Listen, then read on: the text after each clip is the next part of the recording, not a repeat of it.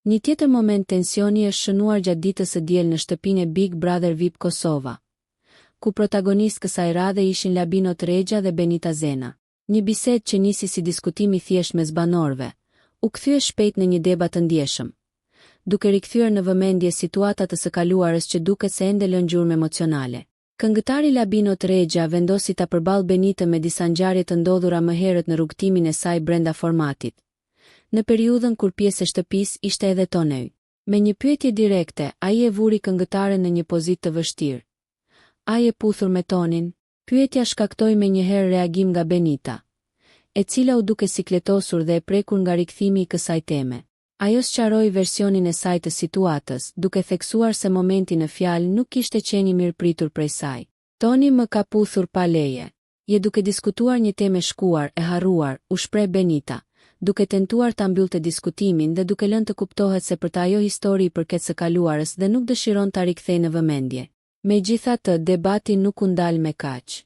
Benita vijoi të flasë për ndjesitë që I ka shkaktuar rikthimi I kësaj situate në diskutim, duke u shprehur qartë se tema e prek emocionalisht. Jam e penduar për atë gjë. Je duke prekur diku ku nuk bën.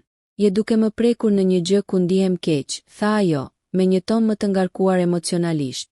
Deklarata e saj la të kuptohet se përtej lojës dhe dinamikave të spektaklit, disa përjetime personale mbeten të vështira për të përballur publikisht. Kujtojmë se marrëdhënia mes Benitës dhe Toneut kishte zgjatur vetëm disa ditë në formën e një njohjeje brenda shtëpisë, e shoqëruar me disa momente afrimiteti që në atë kohë tërhoqën vëmendjen e publikut. Megjithatë, duket se për Benitën ajo periudhë tashmë është një kapitull I mbyllur, për të cilin ajo shpreh edhe pendesë. Nga ana tjetër, situata bëhet edhe më komplekse për shkak të zhvillimeve të fundit në shtëpi. Benita ka shprehur haptazi pëlqim për Klodian Mihajn, një tjetër banor, duke krijuar një dinamik të re që po komentohet gjerësisht nga ndjekësit e spektaklit. Mirë po, kjo simpati vjen në një moment delikat, pasi Klodiani dihet se ka një romancë jashtë mureve të shtëpisë, çka e bën situatën edhe më të ndërlikuar në sytë e publikut. Debati mes Labinotit dhe Benitës tregon edhe një herë se në Big Brother VIP Kosova e kaluara nuk mbetet gjithmonë pas, por shpesh rikthehet për të ndikuar në marrëdhëniet aktuale mes banorëve.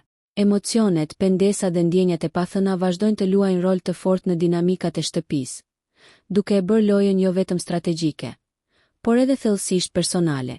Nëse ju pëlqeu kjo video, shkoni në kanalin e YouTube-it Big VIP Albania Kosova, që e gjeni në bio. Mos harroni që të bëni subscribe dhe të klikoni butonin e zilës që të informoheni për videot më të reja.